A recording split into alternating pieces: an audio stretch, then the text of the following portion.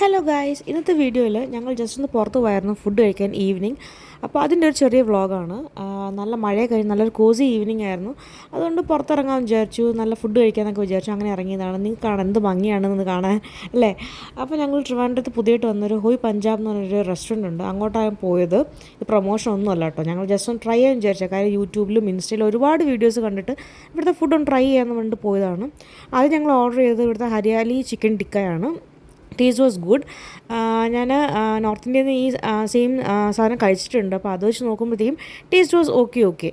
മസാലാസ് ഒന്നും അധികമൊന്നും ഇല്ല, ജസ്റ്റ് ഓക്കെ ടേസ്റ്റായിരുന്നു.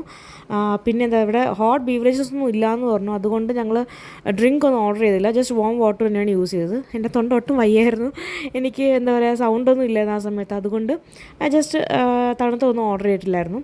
പിന്നെ ഞങ്ങൾ ഓർഡർ ചെയ്തത് കടായി ചിക്കനാണ്. കടായി ചിക്കൻ മസാല ആണെന്ന് തോന്നുന്നു.